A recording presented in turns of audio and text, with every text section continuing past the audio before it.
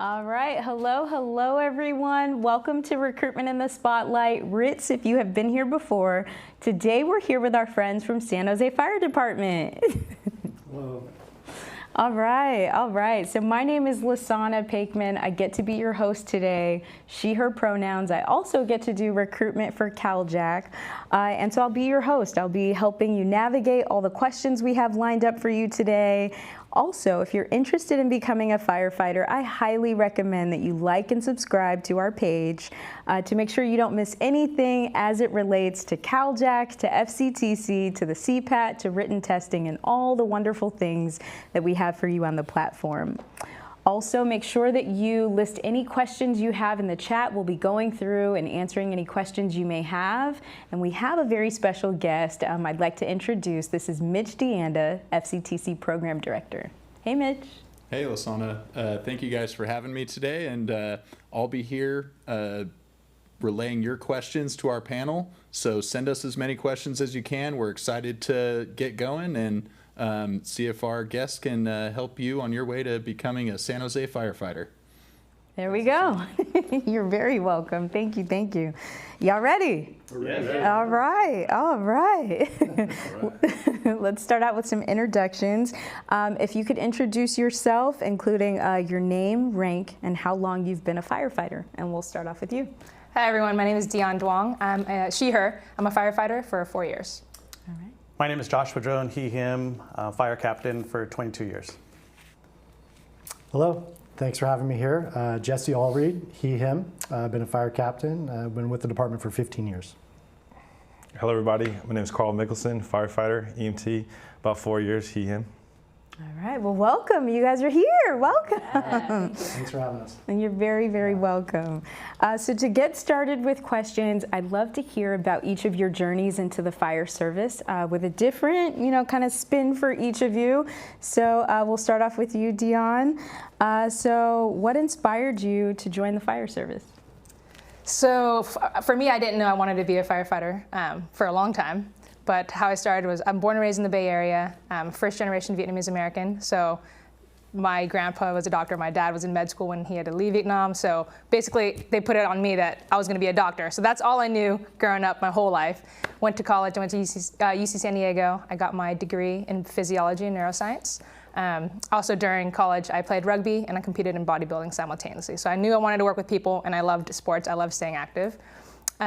Towards the end of my college, when I was graduating, I basically went through this life moment where I realized I don't think I want to be a doctor, and it was like a big hit on me because I was like, that was kind of my identity for so long that I just kind of sat there and I was like, what is it that I want to do? My mom had passed away from cancer, so it was like a little trauma for me that I haven't really gone through yet. So working in a hospital setting I wasn't there for it. So I took a break. I was always a part-time trainer, so I worked as a full-time trainer for a while, and then I helped open up a gym down in LA, so I worked with there. And then my family sat me down one day, and they're like, what is it that you want to do? Because this isn't it. This isn't your full-time career. And I'm like, I know, I only know two things. I want to work with people. That's where my passion is. And I love sports. I love being fit. And so they kind of threw out a whole bunch of things. And one uncle, he brought up what about firefighting? And that was like crickets, right? None of us knew anything about firefighting. We didn't know any firefighters. So that kind of went in one ear, out the other. Until a year later, he kind of came back with it. And he's like, hey, my buddy, he's a chief. Why don't you meet up with him? So we sat down just like this, and he just got to know me, and he was like, this job is perfect for you, And it's just light bulbs left and right. I'm like, this is literally what I've been searching for without even knowing it. And he was the one that mentored me. So I got my EMT, I worked on the box, and then I did my pre-service academy. And San Jose was actually the only department I wanted to work for, and they picked me up. So wow, that's kind of, yeah, it is. Beautiful. And so, Karl, we're going to go to you next. And so, how did you get into the fire service? First of all, I grew up in San Diego, California. I played sports my whole life. Played for Fresno State Bulldogs, Go Dogs. But yeah, I played Division I football, and I was always a part of a team. I was always playing sports. So when my college buddies became firefighters, they kind of reached out to me after football, and they were like, hey, hey, well, what are you gonna do now? Like, after the whole football, because in football we're like a family, just like the fire service. So one of my buddies like, oh, you should become a firefighter. Like, you should try it out, go on a ride along, like test it out. So I actually went on a ride along in San Jose. One of my buddies I played with in college, he worked in San Jose. He's the engineer now in San Jose. But right when I walked into the firehouse, I just felt the family vibe, the team atmosphere. Everybody was around kind of gathering up like, oh, what can we do to help you? Everybody was helping each other. So I think that's what I gravitated towards, that because of the family atmosphere and just like the teamwork, especially being in sports my whole life. The fire service is just like being a part of a team. And it motivated me to become a firefighter once I saw, all these guys and girls like at, the fire department, doing what they're doing, serving their community and, feeling good about it and just making a difference in someone's life. That kind of inspired me to become a firefighter. And what do you know, I'm here right now as a firefighter in San Jose. Beautiful. Yeah. That's beautiful. Yeah. And so, Josh, we're going to go to you next. So if you could talk a bit about your journey into the fire service and then one thing you wish you knew before becoming a firefighter. So I'll just start with my journey. My journey started when I was really young. I was raised in a small town that I'm actually residing in right now. But my father and my uncle were volunteer firefighters. So at the age of 5, I still remember, in the small town, a siren would go off, and that was indication that they were going to a fire. So I would see my dad just beeline out of the house and get into the car with his coat and his helmet. And the fire station was only like 2 blocks away from my home. So I'd jump on my big wheel and I'd go down to the corner of it, and here's my uncle and my father riding tailboard. They don't do that no more, but it's, in the back of the fire engine going to this emergency. And right then and there, like, because it happened quite a bit, I was like, this is exactly what I'm going to do. So after high school and graduating, went to college and started taking the fire science program. Got involved with being a volunteer at the age of 18 in the same department that my dad did. So I did that and then worked for Cal Fire, worked on the ambulance, and then had a really great opportunity to come over to the city of San Jose, and the rest is gold. Yeah. And then the second part of your question is, one thing that I can look back is just all of that time spent, how much fun that being part of this career, it's a lot of fun, and being able to have individuals take me under their wing, in the department, that generation. So it's been a blessing for sure. So I've enjoyed it, every minute of it. Incredible. Thank you for sharing. Thank you. Jesse, last and definitely not least, what's one way the fire service has impacted you that you never expected? Yeah, so I would say I didn't know how important the aspect of family was until I came to San Jose Fire Department. Unfortunately, a year after I just got off probation with the department back in 2007, and we had a family tragedy. And so it was a situation where I took custody of my niece, and she was only 16 months at the time. So, you can imagine just getting off probation. 16 months? She was 16 months at the time, yeah. Okay. So, instant single dad, I needed to figure some things out, and I needed some time off from work. And that turned out to be about 2 months, and again, I just finished probation. So, you're not supposed to miss that much work after probation, right? You're just kind of hitting the ground running, learning the new job and everything. But what happened is that we had people from the department that I didn't even know. It's a large department. So, I didn't know 3/4 of the people. They all worked for me. So we have this thing called the shift trade, and so they would work my shifts for me to allow me to be gone. Because when you start off out of probation, you don't have much time, vacation time and sick time. Yeah, what is that, right? So these people work for me. And so when I came back, and I needed that time, I needed every minute of that time to recover and just start this new journey as a dad, and which I wasn't, prepared for. So when I got back, I was like, I'm paying everyone back and then some, because I was so grateful for it and appreciative. But not one person they refused. They did not want me to work for them. I insisted, I pleaded, I did everything I could in my, power to do it for them, and they refused. And so like right then I was just like, wow, this place is where I need to be, because I came from a smaller department before I came to San Jose. And there was a lot of questions when I left there. I was like, am I making the right choice? I was doing pretty well. I, made a good community where I was, worked in my hometown. So it was kind of getting out of my comfort zone to come down there. And so when I came to San Jose, I didn't, know anybody, starting over. And then with this, it was an extra major hurdle. And it's like, I knew right then and there was I made the right choice. And it was like my goal for the rest of my career was to give back to the people that I work with, in any way I can. Mm-hmm. Talk about confirmation, huh? Yeah. That you're in the right place. Yeah, for sure. Man. So our team, Firestar, has put together a video encompassing many of the things you all have talked about. Let's take a look at the video.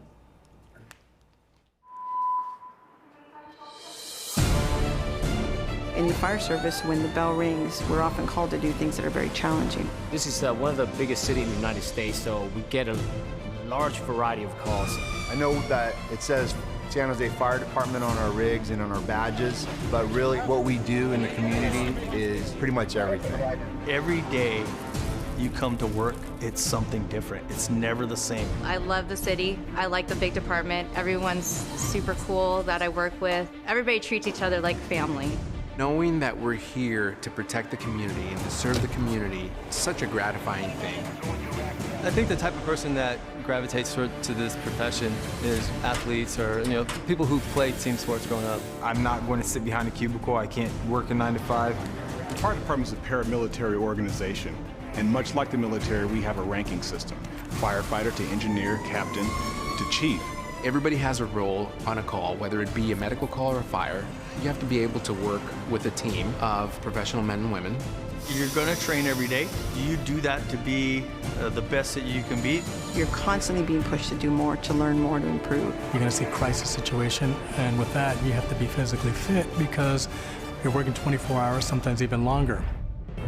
San Jose is one of the cities that recognizes that we have a really diverse community. It's a great career, really rewarding, especially if you speak a second language that could help your crew to help the citizen of the city of San Jose.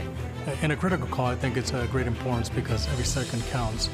Me being Latino, I'm able to go there and translate and help out. Diversity is our strength, and we want the fire department to reflect our community. Being a professional firefighter, you hit lottery when you get the opportunity to do this job. I think the most important thing is that you have a desire to be a firefighter, because no one can teach you the passion for the job. You have to reach out and do it. Never say you can't.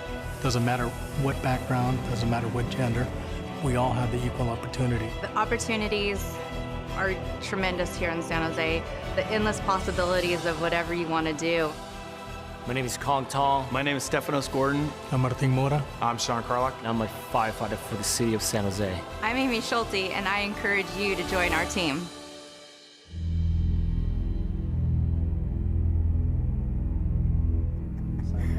Oh my, right. Man, that was so motivational. I'm pumped for that.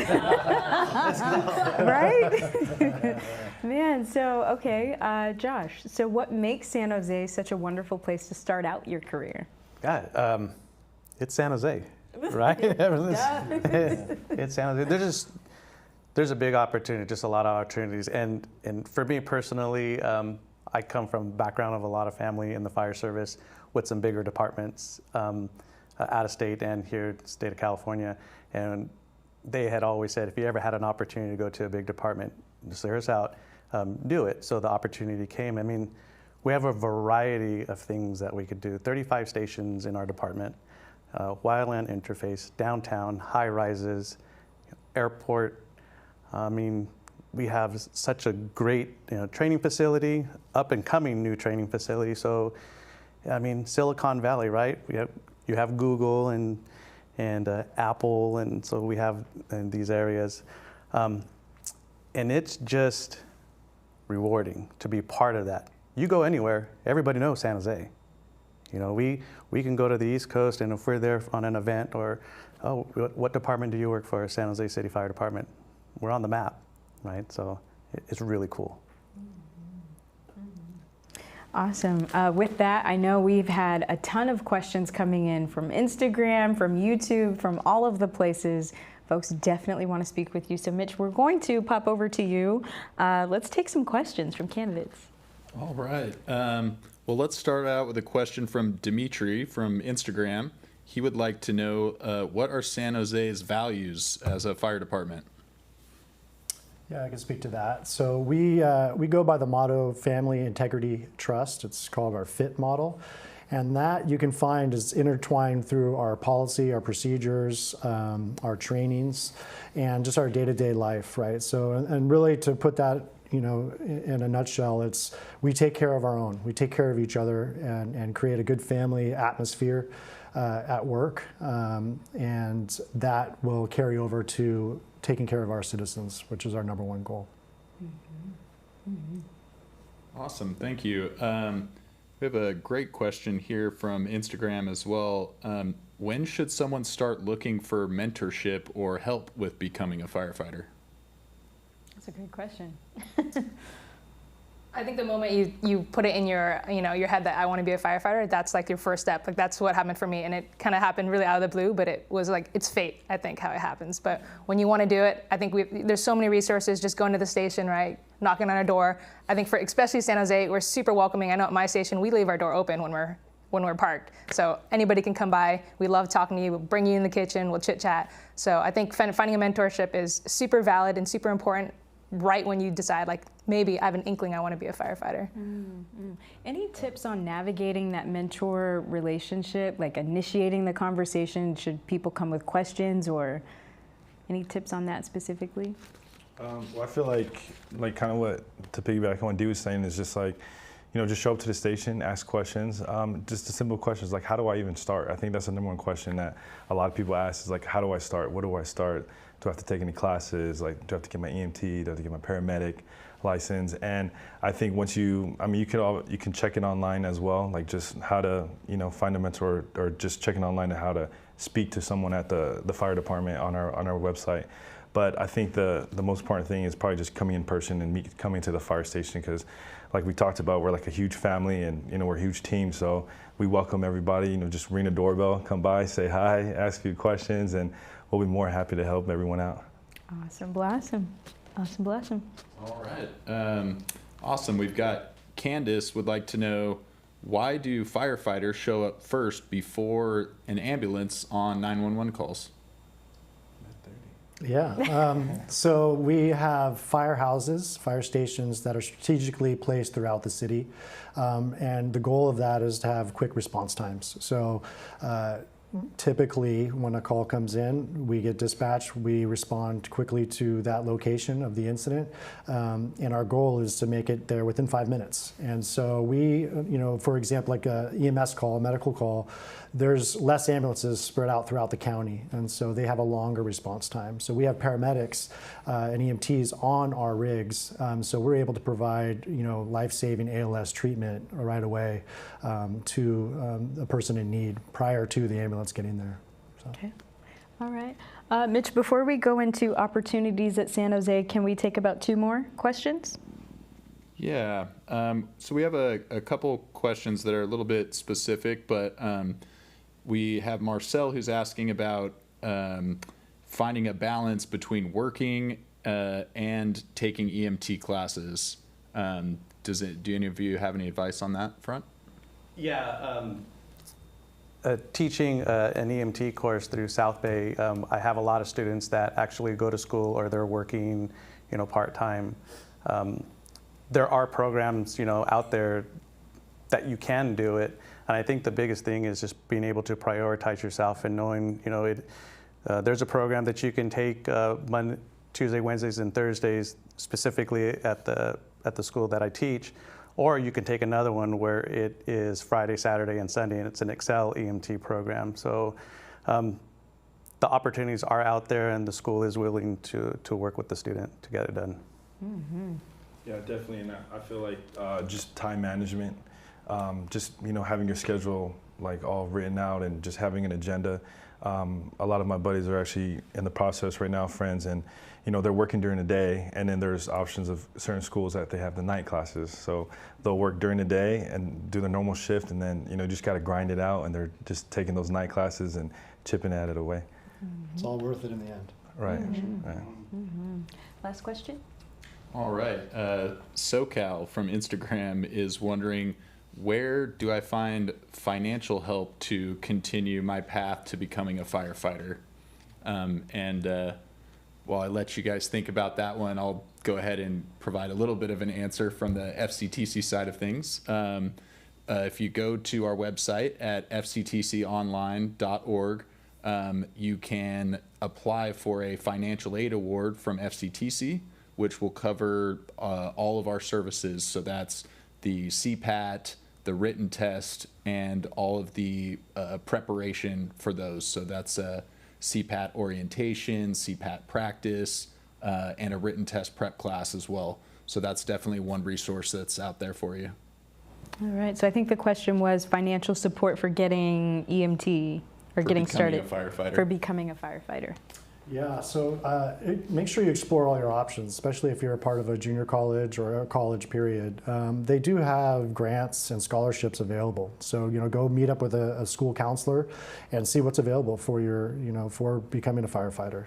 There's probably going to be one available for you, and just have to apply. Okay. All right. Well, there. Oh, I got to add to that too. I do know of even San Jose, we have a bunch of associations that help out with scholarship programs and stuff. Like for San Jose, we have the Black Firefighter Association, where I know that they help out with people in need with financial to get an EMT. So like you just got to go out there and talk to them. Even that could be one of your questions when you come to the firehouse is like, I'm having problems with this. Like, what can I do? And we're all more than happy to help. Join the team. So. So there's a bunch of associations that, they raise money for these type of situations and, issues. So it's like, there's help out there. You just ask, come by. Yeah. Absolutely. So good. So good.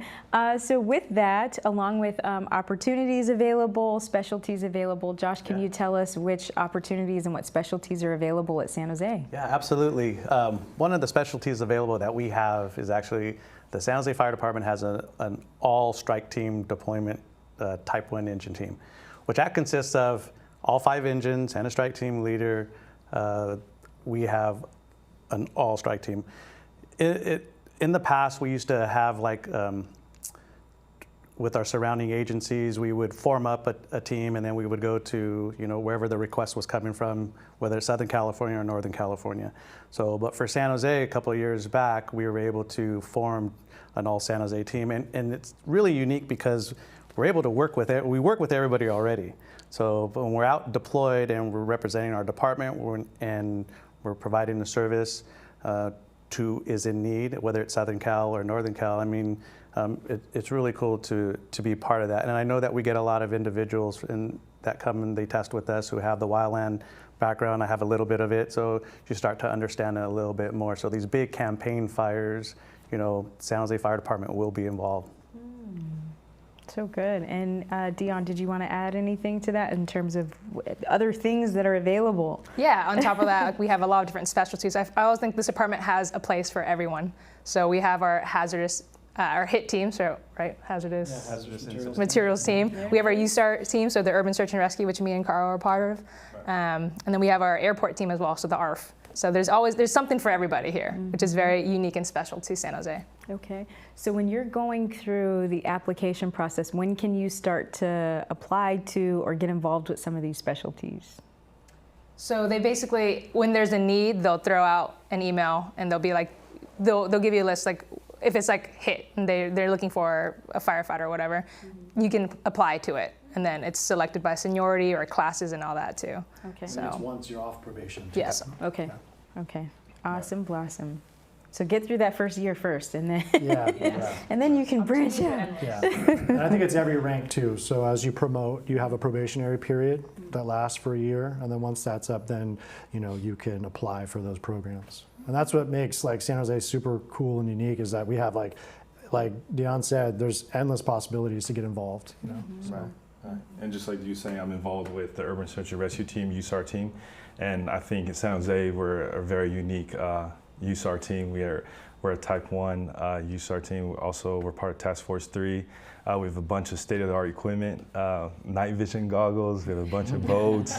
We have a forklift. We have a bunch of emergency vehicles. Like, I could just keep going on and on and on. But we have a lot of great equipment in San Jose because we're all risk department. So we're ready for any call or anything that can happen. We're ready for it. And another cool thing about the USAR program, we actually have a drone program where you could become a pilot and fly a drone. Usually on our second alarm or higher fires, we dispatch a pilot to kind of have an aerial view of the fire to get more vision on the fire and on that sometimes we can't even see on the ground. So there's a lot of cool programs to join and be a part of in the San Jose Fire Department. Okay. Is anyone else involved with any of the specialties available? Yeah, I'm part of the hazardous materials team. We're a Type 1 team also. State-of-the-art equipment. We get dispatched to greater alarms, any hazardous spills, gas investigations, you name it. And so that definitely keeps you on your toes. The training is endless. When you get into the program, they put you through, I think it's like a 7-week training period. So you get exposed, and not exposed to the hazardous stuff, but exposed to a lot of great training, and it's invaluable, really. And so it really furthers your career, your knowledge base on stuff that we seldomly go to, right? But can be very harmful to the responders and to the public. So. And how do each of you give back to the community even when you're off duty? I know, and we've had a couple meetings to prepare for today, and each of you are so incredibly involved. What are some of those ways that you give back, just outside of being on duty?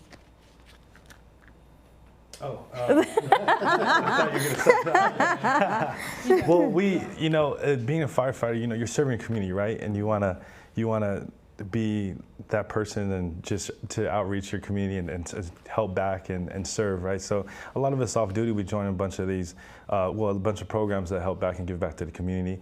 Like our union, we had during Christmas time, we had it was an event to giving back to the community where we gave out Christmas trees. And it was a way the community can outreach and sign up for it. And we just give out Christmas trees, a bunch of gifts, free toys, all the bikes. And we also have association. I know I talked about the Black Firefighter Association earlier, but we also have a Bombero association where they basically collect a bunch of toys. The communities just donate toys to the fire stations around the the holiday times, and they do a whole gift wrap and a toy drive, and then we just give back to the community. So there's a bunch of things you get involved in San Jose, and I believe that we're doing a lot to give back to the community and being there for them. One of the things, breast cancer awareness. That's a big thing everywhere. So the month of October, it's pretty cool. We have a stickball tournament downtown San Jose. A bunch of departments, surrounding agencies, they'll come. They'll bring their team. Not only do we have a competition going on, but you're raising money for breast cancer awareness. Everybody's wearing their shirts, but we're just all coming together. We're a family here in San Jose, but our extended family of other fire departments that come and give us the support. So it's pretty cool. And the Burn Foundation too, I think that came up. And we have our Burn Foundation, which is our nonprofit that's run by San Jose firefighters. So we throw events. We had a Burn Gala 2 months ago now, where we raise money, we auction for money. And what we do with this money is we support burn victims. So kids, adults, our fellow firefighters, up and down the state and throughout the United States. So we create these funds. And then we also get to do, we visit, Valley Med is our hospital that we go to for the burn trauma center. And we go there and we get to bring gifts and a whole bunch of things to these kids that have gone through these traumatic events. So it's a really cool way to give back and just to, show that we care, really, which is why we're here. And piggybacking on the Burn Foundation, some of my old college teammates that play professionally, they've had signed jerseys and donated to the Burn Foundation, and to raise money for this cause. One of my best friends, he plays for the Raiders, Devontae Adams. He had cleats made for one of his games for My Cause, My Cleats. NFL kind of does that for some of the programs, and he donated the cleats to to the program and kind of shed light on what to give back to the Burn Foundation. So it's really cool that some of my old college teammates and friends got involved as well. Yeah. That's incredible. And you just have best friends that are just professional athletes, huh? Yeah. Is that how we're just going to slide that in conversation? What? Well, yeah, this is my boys. This is my brothers, yeah. Man. So when you come to San Jose, okay, so let me get this straight. You work with firefighters, and this could be you if you're watching at home. You could work with firefighters who have best friends that are professional athletes. You're going to work with firefighters that have an extensive background with lots of skills, and you're going to work with firefighters who are professionals, know what they're doing, have wanted to know what they're going into the fire service since they were 2 years old. And you get all that expertise. I mean, why would you choose anywhere else? Come on. I know, we're super diverse. We're all over the place. Man, cover all backgrounds and yeah. And that came out a lot in the video too, just about like the diversity in San Jose. And it didn't feel like a buzzword. It really felt like, and you could see it represented throughout your department in the video. I felt seen. I felt like, man, had that been the career path I would have chosen, I would have felt welcome. Well, like I said, I came from a smaller department, and that's what drove me here. And I mean, it's what makes it fun. It's what makes the place, San Jose, the place to be. Above all, you don't know what you're going to get. Every day is something new. It's just, you're constantly being challenged. You're focused, and it's literally. I live a good distance away from work. And every morning I wake up to come into work, I'm excited. And so that's kind of my litmus test right there, saying, hey, like, this is the greatest job. And I've been doing it for 15 years. If you're still doing that, then you picked the right spot. And you're still happy. Still happy, still smiling. To make that drive. I think that's very specific to San Jose. Is you can, if you go on your ride-alongs, you come to do a station visit, you ask any of the firefighters. I know I was one of them when I wanted to jump into this career. But you talk to anyone, and their excitement of just like, I'm a San Jose firefighter is like out of this world, right? Compared to really anybody else. So that is, that's so telling of just like the career specifically for San Jose, is how much everyone loves it. It's fun to come to work. Yeah, definitely diverse community as well. I mean, I'm first generation Tongan here, and I work in the east side of San Jose, Station 16, and I was on a call the other day, and I was, one of the kids or two of the kids were running and playing, and their mom was having chest pain. I noticed that their family was Samoan, so part of the Polynesian culture. And one of the kids was tapping my leg, and he was telling his brother, he was like, "Hey, he looks like me." I was doing my thing, setting up the monitor, and I was like, whoa, that kind of hit me. Like, I was like, I'm in this people's home right now, helping them. And then this kid is tapping my leg, like, "Hey, he looks like me." He's like, he has the hair, the tattoos. He's like, "Oh, he's Polynesian like me." So it was very.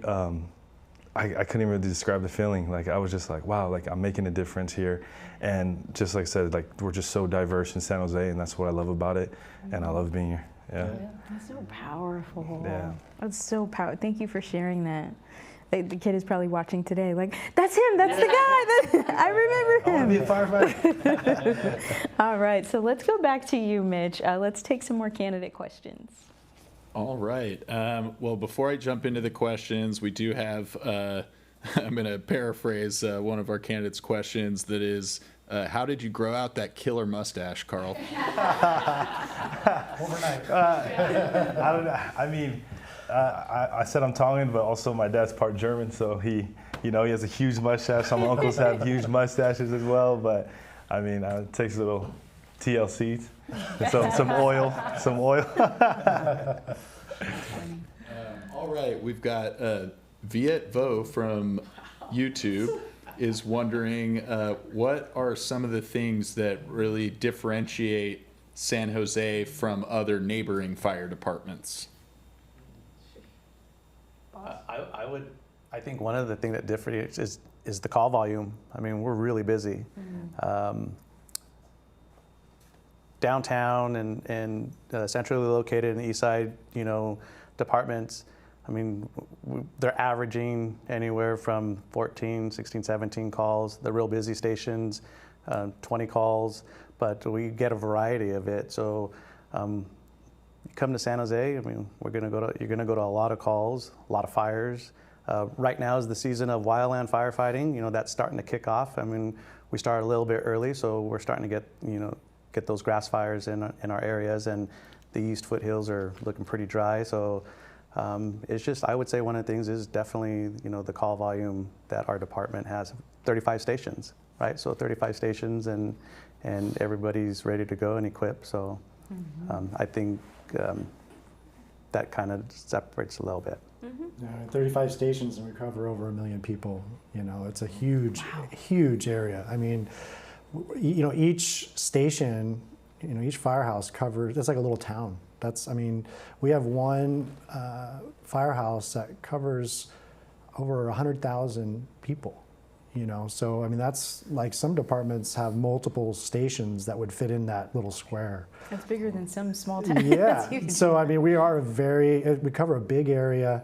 We have a lot of responsibility, and like Josh said, we're busy. And so that's why I left the place that I came from.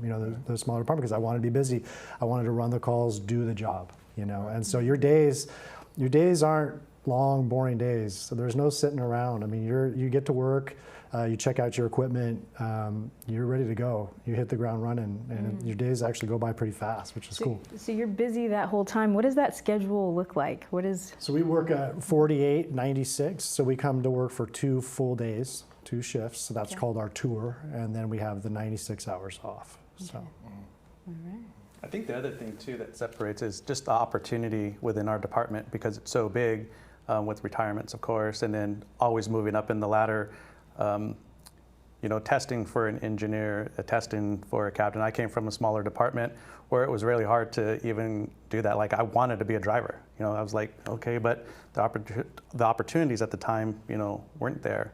So in our department, because it's so big, you get a better opportunity to do that, to promote within. Yeah. So San Jose is also, enriching your career by having these opportunities available for you to promote. Absolutely. Right. Yeah, I think for that, for me, we're almost 4 years on, so really brand new, really.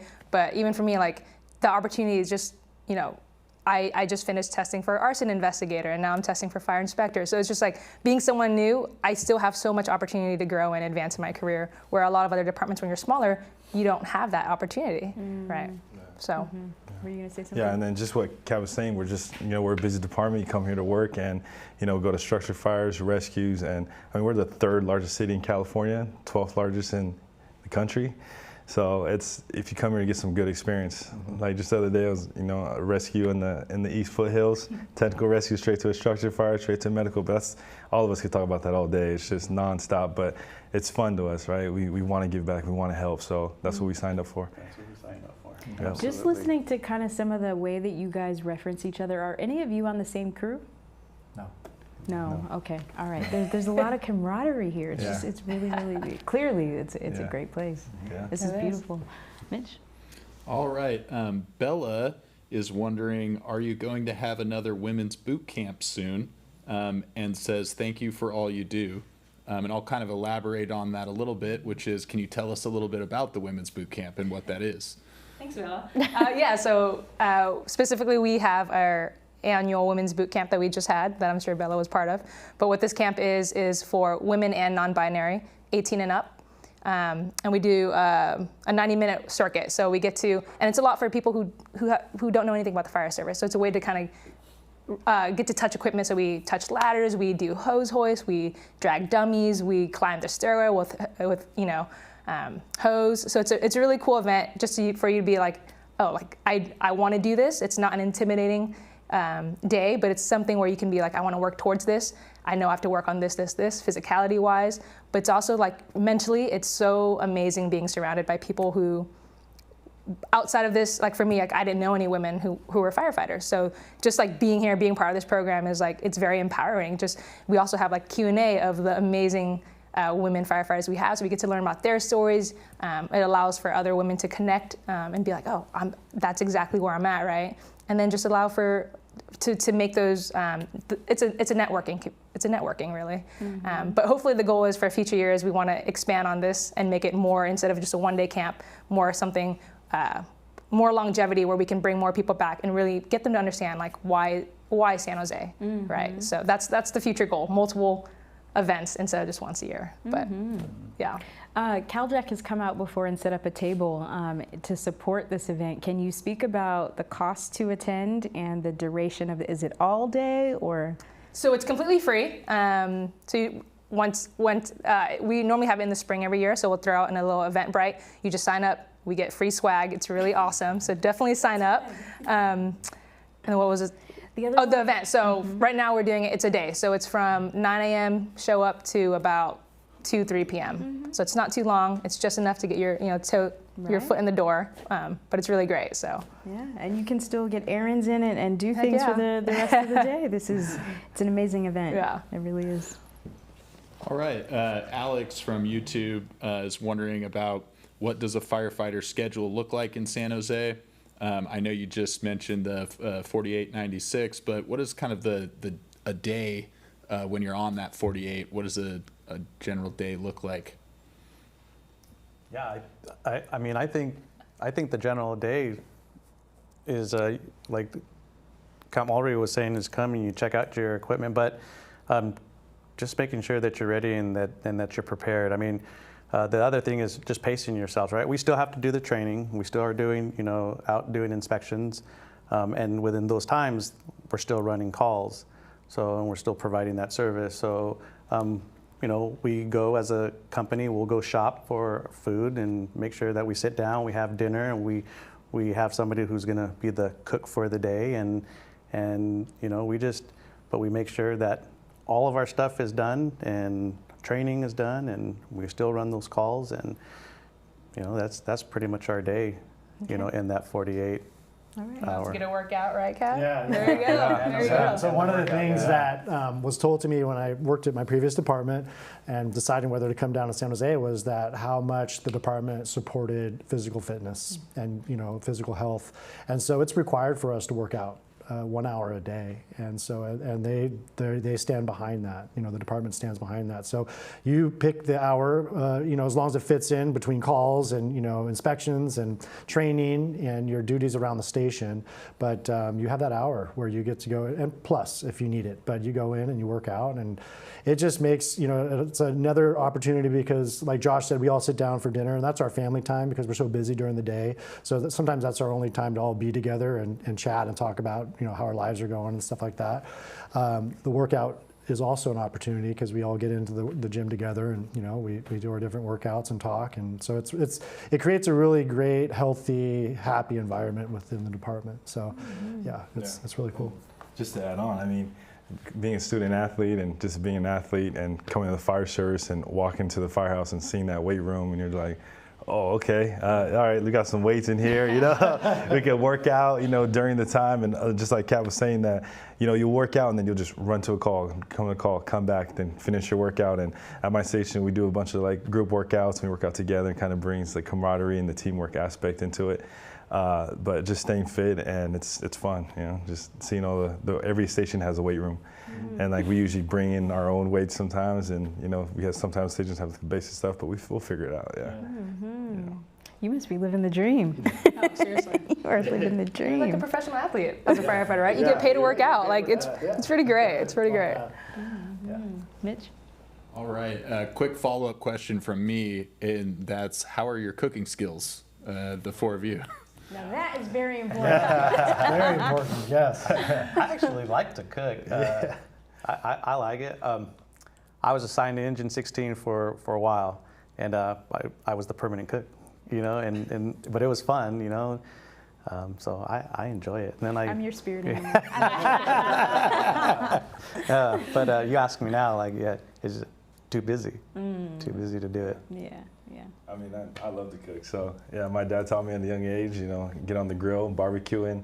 And it's fun too, because a lot of us guys, most of us, all of us know how to cook. So, we share recipes, and we're like, all right, we're gonna cook this tour. We're gonna smoke some ribs and stuff. And while we're doing this, we're still running calls. So you gotta set the smoker, and then you're cooking with, you're cooking as a family. And that's one of my favorite parts, just like Kev was saying, we'll make this food all together, and then we sit at the table, and that's our family time. And we tell stories, we joke around, and we're eating together. And that's one of my favorite parts of the day. Put the cell phones away. Yeah, we put the phones away. Yeah, that's our family and just time. have conversations. Right. Love that. Yeah. Love that. And it's just so cool, right? Everybody's such a good cook that I cook a lot at home, so coming in, it was very kind of second nature, but just being able to try everyone's different cooking, like that's something that was for me. Like I've never had meatloaf in my life until I got hired, and I was like, oh, this is what meatloaf, right? Something so basic, but I'm like, there's so many things I never tried. So I'm like, it's just really cool.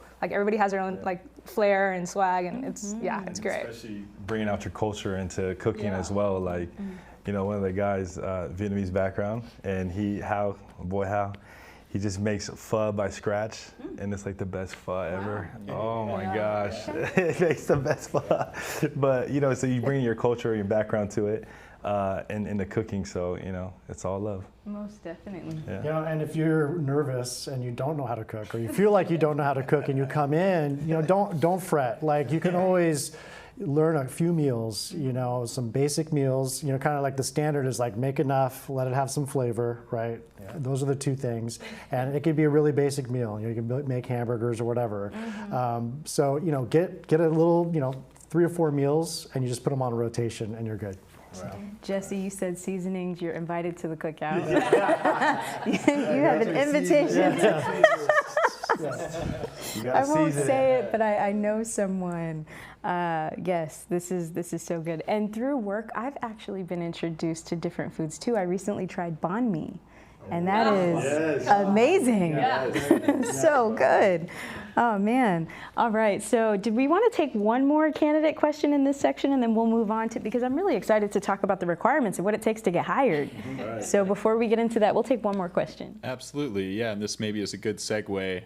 But Enzo from YouTube says, I just scheduled my written test and CPAT evaluation. Do you have any tips or advice on preparing for those entry-level requirements?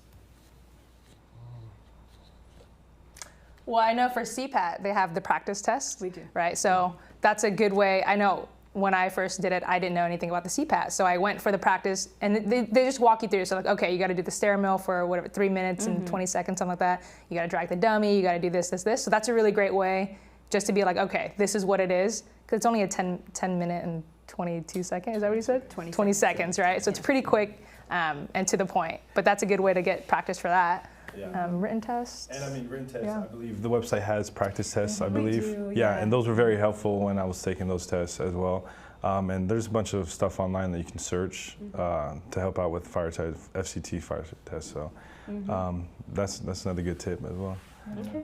All right, I feel like with that we can segue right into the requirements. What does it take to get hired? And Dee, can you give us a quick rundown of the minimum requirements for San Jose, and then also the application process, what to expect? So the minimum requirement is EMT, but medics are highly wanted right now. Yeah. And then to be on the FCTC list. Okay. Okay. Sure. So Mitch, can you tell us more? Can you break down what does it mean to be on the FCTC list? Yeah, absolutely. Thank you. So the minimum requirements for placement on FCTC's statewide eligibility list are passing the CPAT, passing the FCTC written test, having a valid driver's license, being at least 18 years old, and having a high school diploma or equivalent. So you do those things, get your EMT or preferably paramedics license, and those are the minimum requirements for San Jose. All right. And we are hiring now, so come and join us. It closes July 14th. July 14th. Yeah, so. Okay. So you have time to renew anything, maybe take a test, get in for an FCTC test. I know we have test dates that we can go ahead and post as well, just in regards to FCTC written testing, CPAT dates, all of those too. Yeah, and I believe we can put those up on the screen. That are some of our upcoming test dates that are prior to July 14th, so you can make sure to get those tests before San Jose's deadline. And of course, as always, go to fctconline.org and you can register for these tests. You can see what's available. And then if you ever have any issues, give us a call, shoot us an email, and we'll make sure to help you out so you can get in and get the test that you need in time. All right. Okay. So in case you're getting lost in the sauce, maybe you're watching at home and it's a lot of information coming to you at once, couple bullet points. You have to be an EMT. You really, really want medics. Need. The eyebrows told me need medics, okay? Have to be on the statewide eligibility list to even be considered for any of this. Okay. Yeah. All right. Good stuff. And so I know that you all are transitioning to FCTC, and this is your first time using FCTC in the process. And so like Mitch mentioned earlier, you can definitely go to the FCTC website and kind of find all of those tips and all of that information as far as preparing for the testing. Do you all have any tips for anyone going through the hiring process? Any ways that maybe they can stand out? Any advice? Build that resume. Yeah. Have a nice resume put together. Do it, professionally. Have somebody look at it, proofread it. When you come in for the interview, dress nice, wear a suit, look professional, show that you're motivated. Another thing, come visit us. Come visit our firehouses. Okay, that has always been a thing that we valued, is for candidates to come and actually visit the firehouses, meet the people that work here, and tell us about your experience. Mm-hmm. And Josh, do you want to tell us about your experience? About whatever you do, don't get discouraged. It may. Yeah, that would probably be my biggest thing, is whatever you do, try not to get discouraged. And I share that, and I say that because I was very discouraged. It took me 5 years to get hired in the fire service. I started at the age of 18 and got hired at 23. But when I was in the fire academy, I had one of the instructors actually tell me, like, I don't see you getting hired until you're 25. So just keep going. And that was in my mind, like, okay, I need to get hired. I want to get hired. This is what I'm going to do. And I did everything I possibly could do, from completing the academy, becoming an EMT. Just being involved, volunteering. I was just doing everything, working for Cal Fire. I mean, did it all. Well, I ended up getting hired in a smaller department, and so I took a class. And when I took the class, the instructor that told me that I wasn't going to get hired until I was 25, I proved him wrong. But it was instilled in me that I need to get hired. I want to get hired, because I didn't know what I was going to do. This was all that I knew, with family members telling me. So. Discouraging, it's super, super easy. Do not get discouraged. I tell my students when I'm teaching EMT class, don't get discouraged. This is the stepping stone to your career, the career that you're going to take, because it did happen to me. And look, lo and behold, I'm doing good. And you're here. Indeed. So I'd like to ask you all a few more questions before we go back into the chat. And thank you for sharing that. I know it must be so easy to kind of, to lose your, not to lose your mindset, but to lose focus. Yeah, I mean, I lost focus a lot of times. Yeah. And then, the support of family, though, too, that helped. But it was just keep going. So it's super easy for that to happen. Mm-hmm, mm-hmm. So, Di-an, I'm going to go to you, and I'd like to know, and this is really interesting, you didn't originally plan to become a firefighter, so can you talk about what that transition was like, going from your previous careers into the fire service? Yeah, so if you ask really anybody, I think, or for me specifically, I think it's fate. I think it found me during the time, firefighting found me when I needed it most. Mm-hmm. But I always, when I talk to other people, it's like your life story is what makes us want you, right? So and we all have different life stories. We all come from very different backgrounds, but yet we're still sitting in the same place, and that's what makes this so beautiful. So for me, I think when I got hired with my class, Carl and me got hired at the same time, but a lot of our guys, they went to college. They already had careers, right? And what that does is that really just makes your mind open to the world, really, to the different people. So that's what really college did for me. It's not my degree that really did anything, but it taught me to be more open, more susceptible, and just understanding how this world works. So I think that makes you that gives you a step up than, let's say, someone young not saying anything, because you guys are great, right? But it's different, right? You don't really hear, my class, we didn't really hear 18-year-olds who were there. We were all on the more grown side, right? So that's something very different. but also like for my background, I played sports all through growing up. I played Division I rugby in college, and I competed in bodybuilding for 7-8 years. So with that, I mean, it really translated into firefighting is the teamwork, the physicality of it. I think for women specifically, we lack upper body strength. That's just natural to what men and women are. So for that, it wasn't as deafening, right, as hard, but that is something that someone that maybe didn't have that background, didn't have that sports, or didn't grow up lifting. My mom was also a personal trainer, so that was kind of ingrained in me. But that's something that we realized, like, oh, we do have to work on this because we are carrying the same amount as these guys are. Nothing's different, right? It's just, for me, like, I'm a 5'2", 140. So I'm pretty little, but I can still do everything that Mr. Carl with a K here can do, right? Like, it's just different how we got to handle different situations. But everything you go through, whether you go to school, whether you're working different jobs, like, there's so many things you can pull, and it applies so directly into this career in so many ways, right? Like, we can teach you how to throw a ladder, we can teach you how to throw a hose, but we can't teach you how to be a good person. We can't teach you empathy, we can't teach you compassion. So everything, like, who you are, that really, like, pulls you into specifically a San Jose firefighter, in my part. But I want to bottle that up and just like play that on my playlist every morning. Like, that was right, because it wasn't. You're relating it to the fire service, but that was just good life advice. That was just, I mean, snaps to you, man. And so thank you for sharing that as well.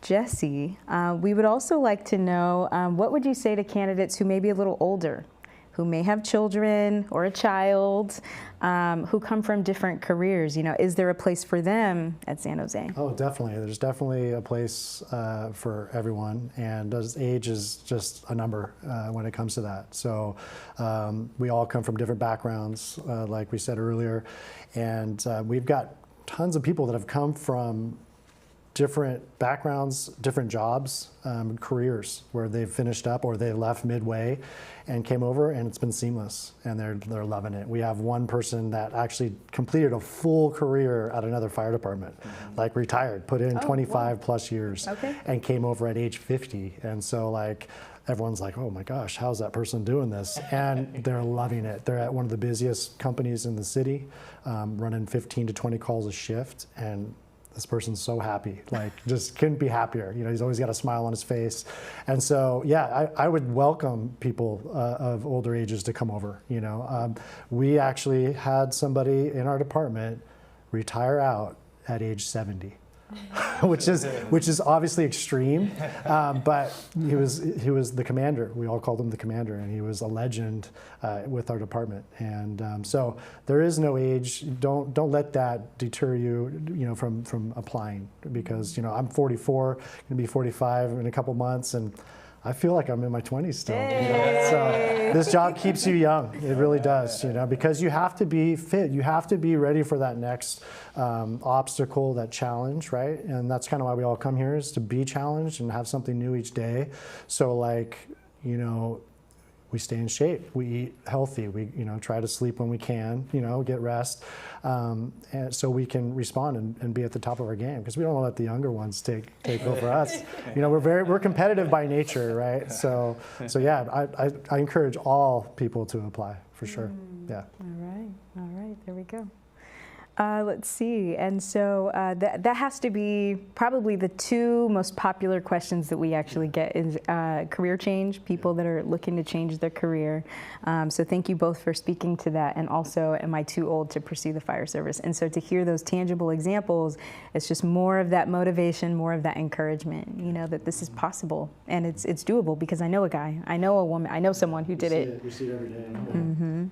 I think especially for, like, little last thing, for, like, career change, like, it's hard to think you're going to do something and then be like, I don't think I want to do this anymore. And I've talked to a lot of people who are kind of in that same boat. It's like, how do I give up stability? Like, right, this job gives me stability, now I have to, there's so many different steps to get into the fire service. But I think for me, it's like, if you ask yourself, like, what makes you happy? Like, what does your career make, like, what do you want in your career? Like, for me, I wanted stability, and I wanted time. I wanted a job that could give me the time to go out and pursue all my other passions and not just work, right? Like a 9 to 5. Like I can't do that. So I think for anybody who's like wondering like, can I do it? Is like, are you happy doing what you're doing? And if not, and if you want that time, if you want, you're making that money, but you can't really use it and you don't have that time off, like firefighters, we have a lot of time off, right? It's like, that was where it was my driving factor. Like I want to do something that makes a difference. I want to do something that allows me to pursue all the different things I love and not just focus on work, right? So that's a big thing.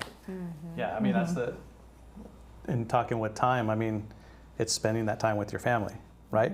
Being able to see your children grow up and having those 4 days off with them and going to field trips and little league events or sporting events with your children. I mean, and time with your husband or with your wife. I mean, you're able to do that. So, yeah, it's a great opportunity, for sure. Like, just a time factor. And I just want to throw out again, you're hiring. Your department's hiring. The deadline's coming up. What's the deadline again? July 14th. July 14th. Get that application in, right? Application's in. Come join. Man. I do want to ask you one last question. The chat is bursting. It is so once we go to the chat, we'll probably just come back and close. So before we do that, I would like to come to you and ask a question about, once you're hired, and you're on with the department, what can a candidate expect within that first 12 to 18 months of being hired, and what was your experience within that year to year and a half? Well, just the experience of, I'm from San Diego, so I moved right when I found out I got the job, when I got hired, I moved from San Diego to San Jose, found a place to stay, and started the academy. It's about a 18 to 24 week academy. And then once you pass your academy, you go through a probation. You have to go through a whole task book of skills and didactics and a bunch of other stuff. And then once you pass your probation, then you finally start your career as moving on as a firefighter. And anything else there?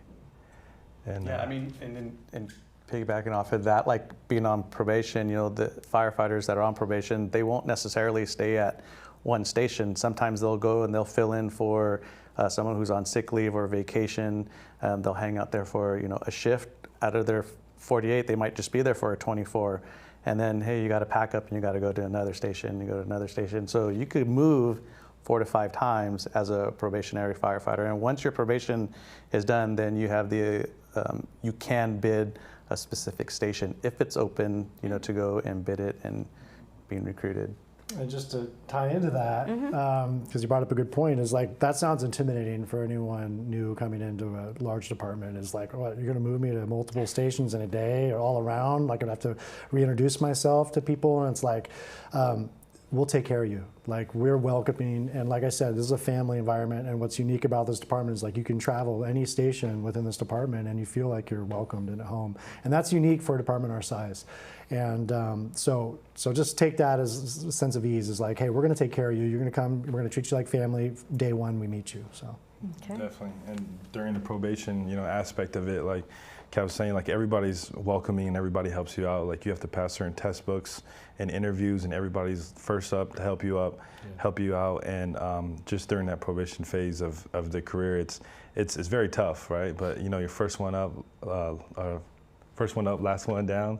And I mean, you're taking care of the station, taking care of everybody at the station. So, just making sure everything's all dialed in at the station. But like you said, everybody takes care of each other, and they want you to pass and they want you to succeed.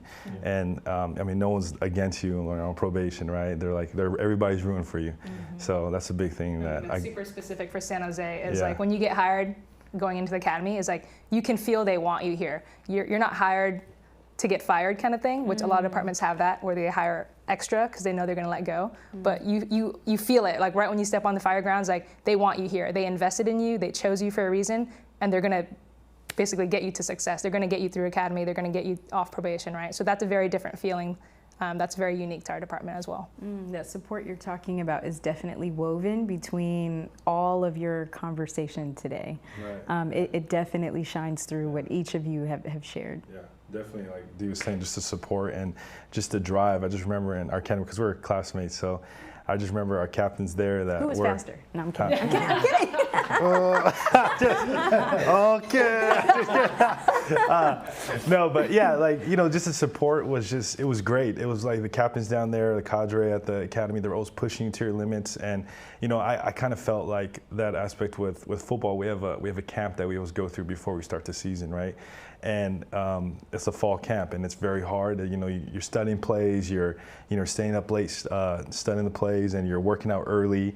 And with the fire service, it's the same thing. We're waking up early. We're doing our PT. We're working out early, and then our didactics. We're studying up all night. We're training all day, and everyone there was just, they understand too. And that's the most important thing about it, is everyone understands where you came from and what you did, because they did it themselves, and that they're just there to help. No one's there to try to fail you or anything. You know, you don't want that. But like I said, the support was just great.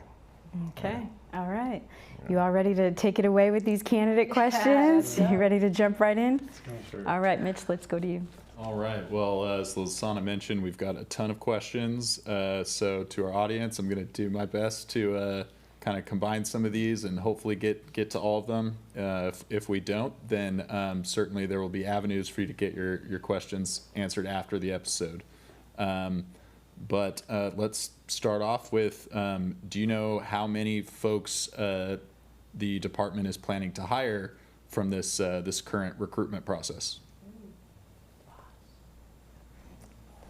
That is a good question. Or maybe typically how many are in an academy? Yeah, so typically we have around 25 recruits in the academy, sometimes more, sometimes less, depending.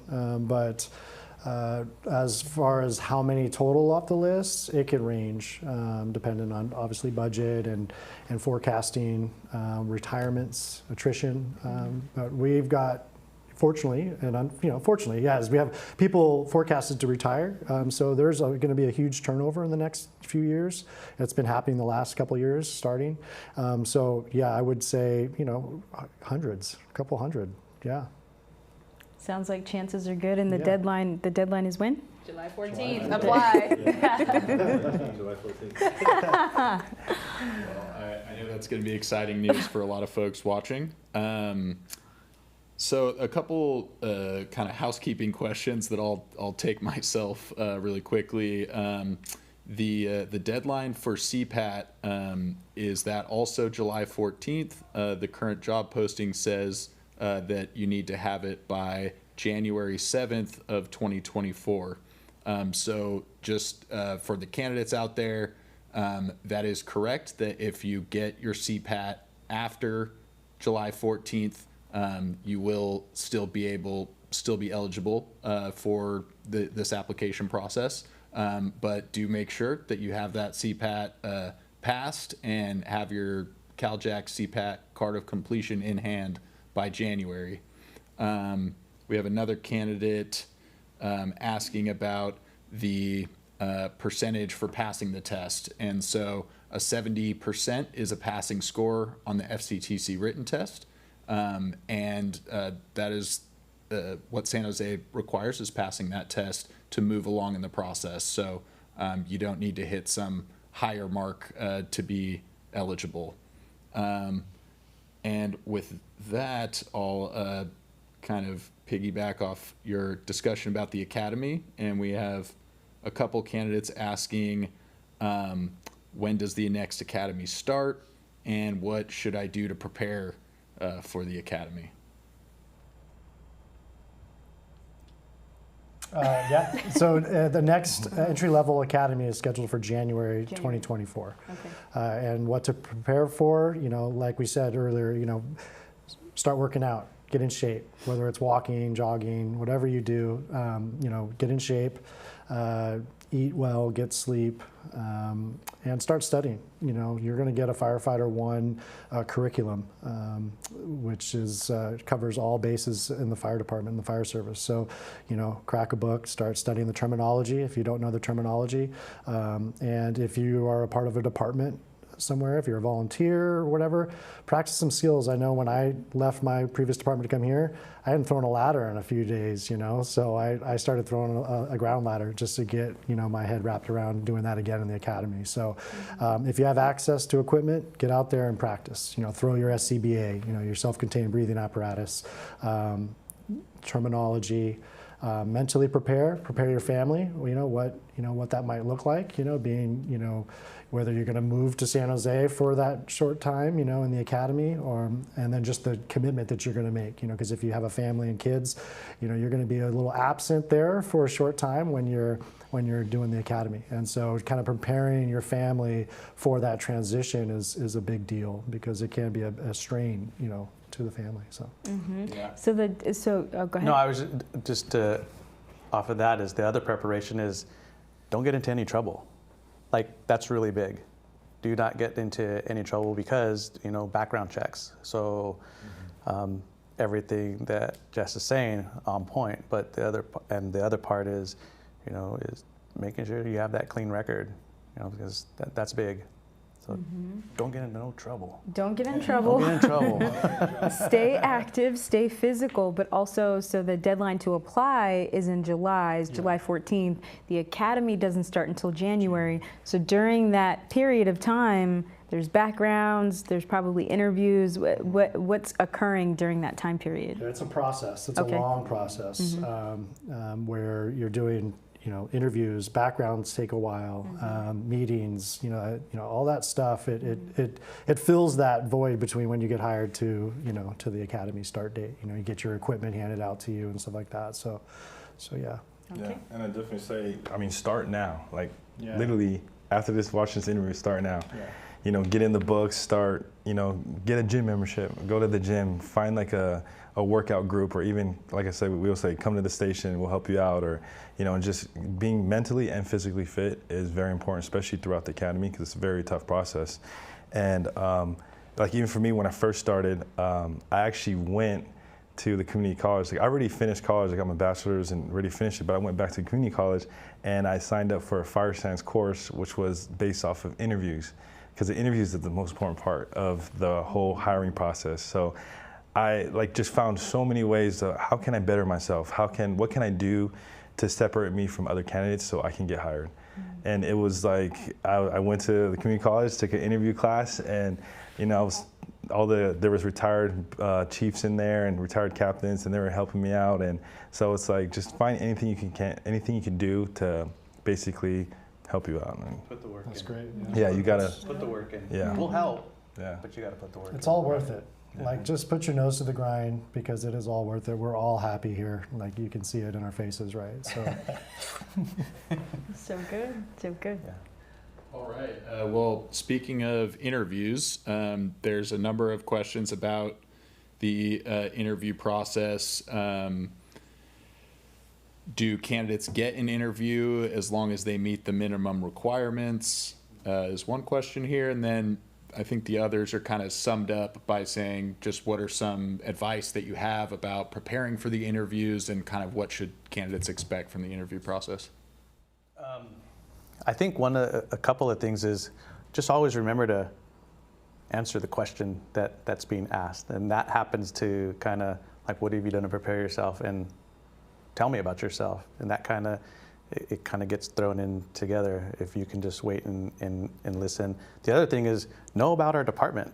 Like, do the station visits, do the ride-alongs, you know, make those contacts. Because I can assure you, I mean, if I'm asking the question, and I have been on boards, what do you know about, tell me a little bit about San Jose Fire Department, or tell me a little bit about the city of San Jose. I could tell somebody's been prepared, or if they haven't. So prepare yourself, and just those little things, for sure.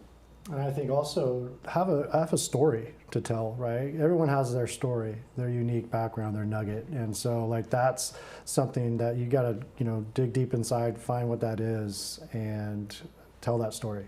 Don't let that slip by during your interview. Yeah, like I've done 3 interviews in the last month, so I've been preparing for a lot. But like, a simple way that I've been told is, write out your whole life story. Everything that makes you, write it out. Whether it's 10 pages, whether it's 5 pages, your childhood, your like education, whatever it is, and then your career where you are at now. and then pinpoint what's important, what makes you different than anybody else, right? Because we all have different stories, but it's understanding.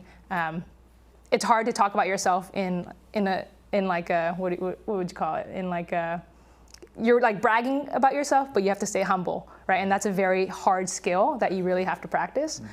So just write out everything, because I assure you there is something that makes you so different and so unique that nobody has, but it's for you to understand like what makes you special is really, that's like a very important part, right? Because if you knock out, that first question is kind of the main question. The tell me about yourself, or what have you done to prepare, right? That's the main question. So if you knock that out of the ballpark, the others get really simple. But breaks the ice. Yeah, I've had it where I was told, look at an interview as an essay. You have your introduction, and then you have your body paragraphs with the questions that you're getting and then you're going to answer, and then you always have a conclusion. No matter what, you always have your conclusion. So if you can maybe kind of, like Di-an was saying, jot the stuff down, and then it's flashcards and it's practicing and it's practicing. So yeah, look at it as an opportunity to sell yourself. You know, tell us why we need to hire you. Right. And just like the life experiences and what you have done to prepare yourself, and just relate it to the fire service. Like there's so much stuff that you can do right now that's relatable to the fire service. Getting involved with the community, giving back. I mean, for me, I was working construction after college football, and that related to the fire service. You know, using tools. We use tools every day. So I mean, I just in my interview I related that to the fire service and that how it was relatable. Building construction. Right. Knowing how a building is, the beams and just all that stuff. There's just so much that you can do right now to prepare yourself to, you know, to get into the fire service. Absolutely. Thank you. Awesome.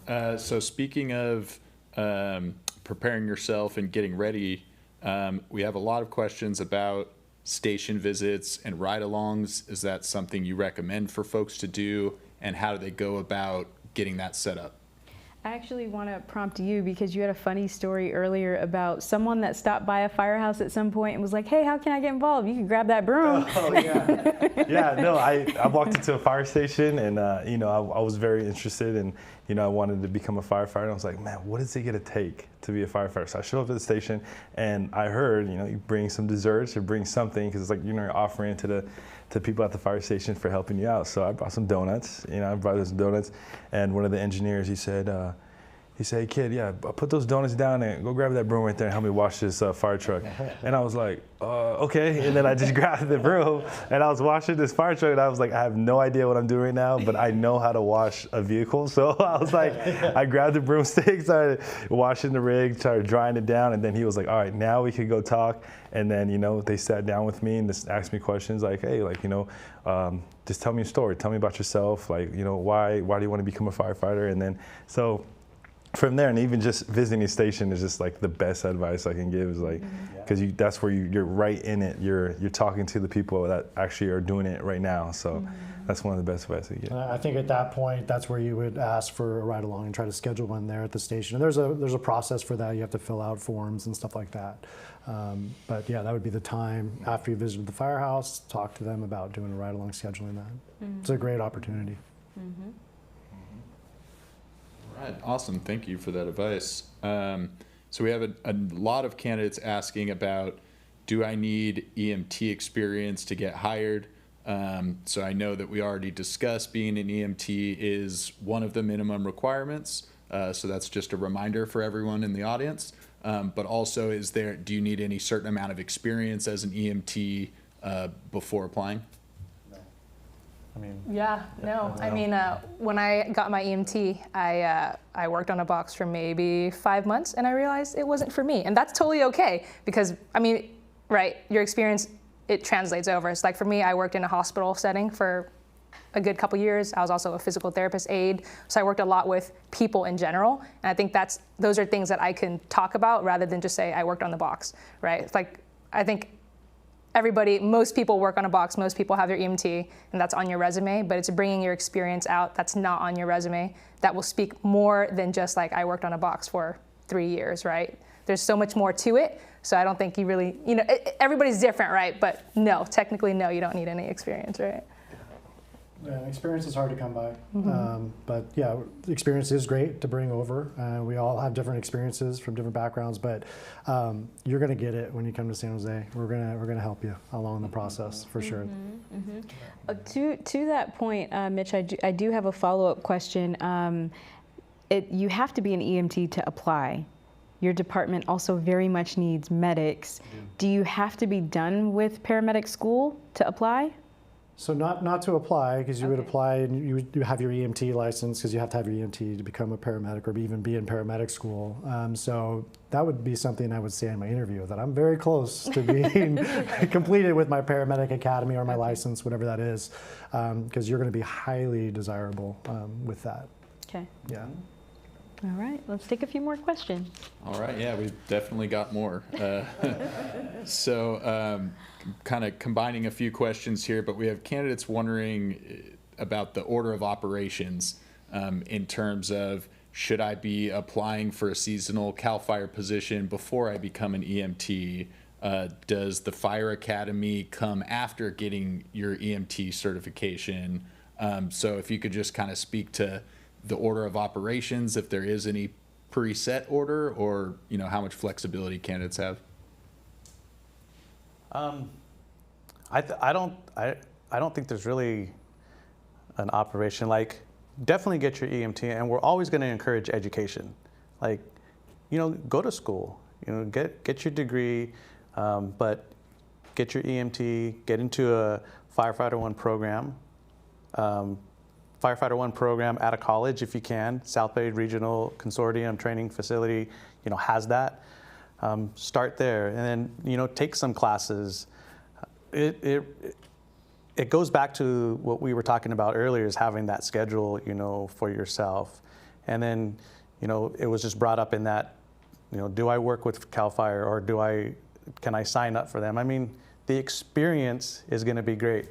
I did it in the mid-90s, and it was really, really good experience for me. And it helped me to get here. It helped me to have, my train of thought in operations of wildland firefighting. So it is a great opportunity to do that, and it's gonna help you within your career later. So the operation of everything is different. It's just how you're gonna prioritize it for yourself and what works for you. Mm-hmm. That's good. Awesome.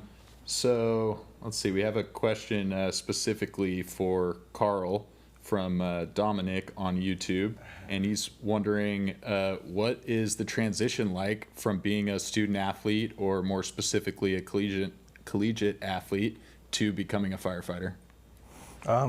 Yeah, I could say that for me the transition was very smooth, because being a student athlete, you're waking up at 5 in the morning, you're doing workouts all morning, then you're going straight to class, and then from class you're going back and you're studying all night.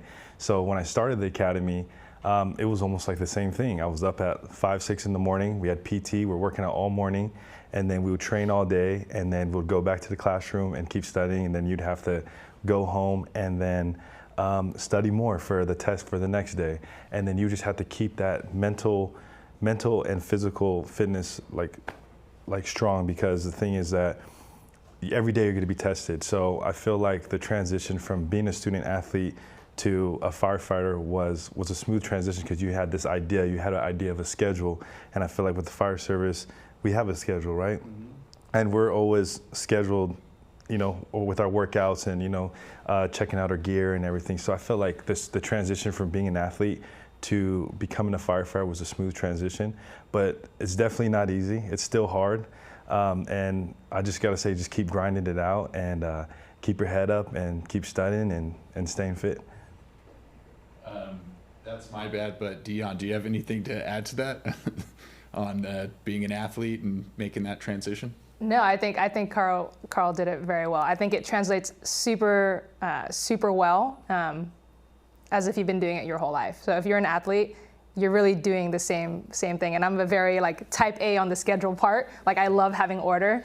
And when I was full-time school, I was playing rugby for college, and I was bodybuilding simultaneously. I was up at 3:30 a.m. and I worked 4 jobs during college, so I was down at midnight, and I did that every day for 5 years straight. So like I love that order, and this is very like that comes in very well with the service. So you're going to do fine if you're an athlete. Awesome. We do have another question specifically for you, Di-an, which is, how does MPC Academy compare to San Jose's Academy? Ooh, what can I say? MPC was...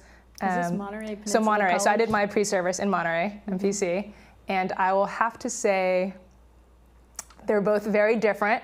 I did MPC right before I jumped into this academy, so I didn't even graduate MPC. I did 14 weeks, and I got the offer for San Jose, and then I jumped into our academy right away. So I was basically academy back to back.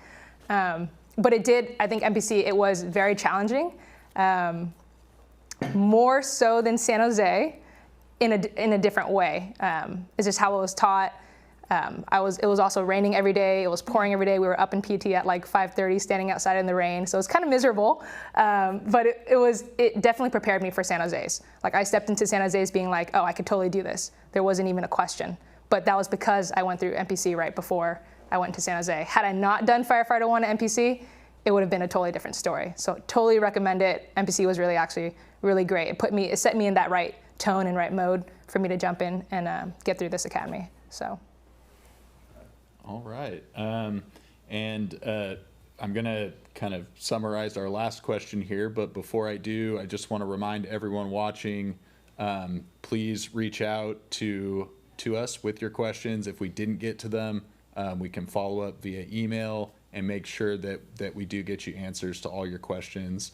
And if your questions happen to relate to FCTC, the written test, CPAT, or anything related to FCTC and the statewide eligibility list, go to fctconline.org and shoot us an email, give us a call. We really want to help you get to where you're going.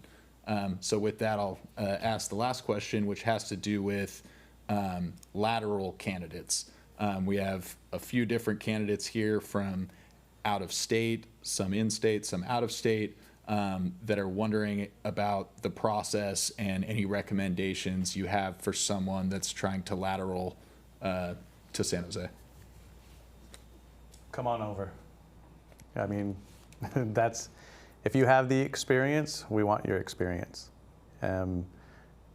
Test with us, make the contacts. We just graduated a lateral class.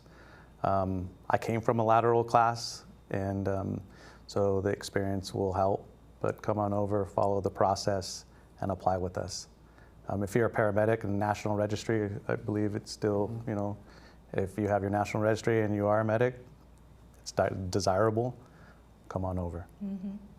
Yeah, we've had a few lateral classes come through already, and it sounds like that's probably going to be a continual thing.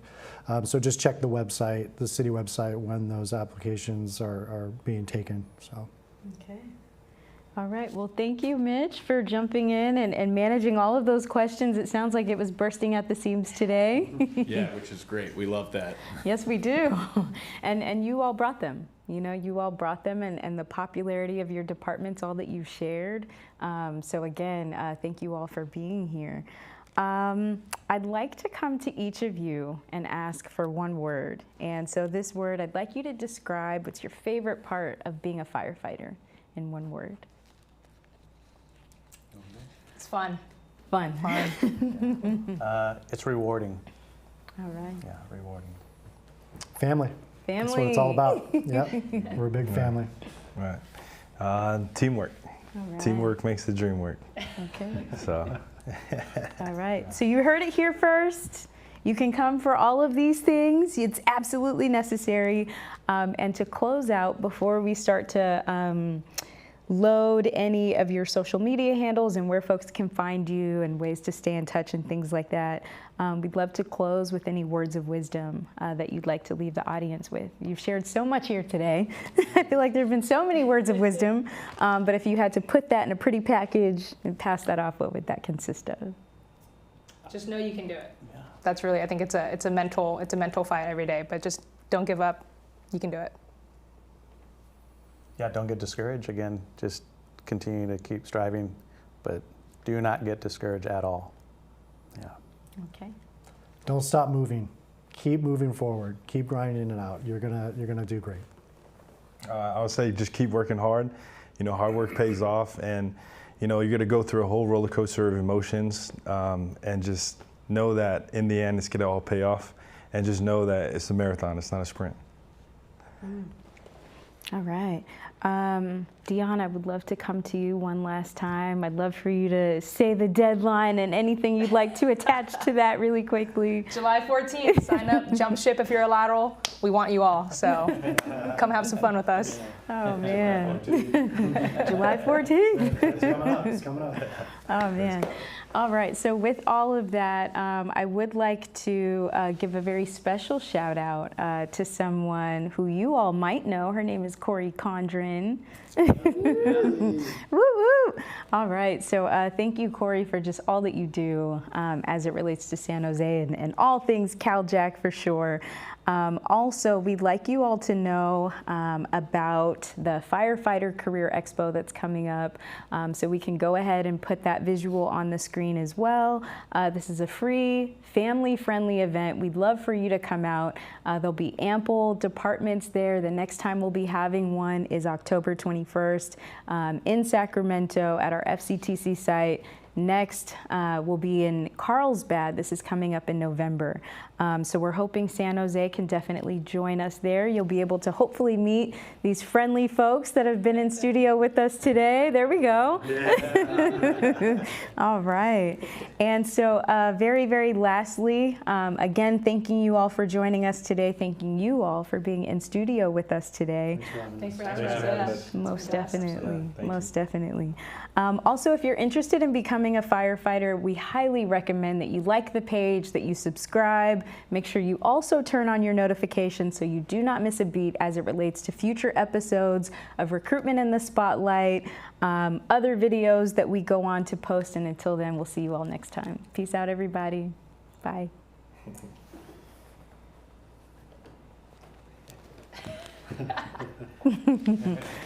Good. This was so fun. That's good.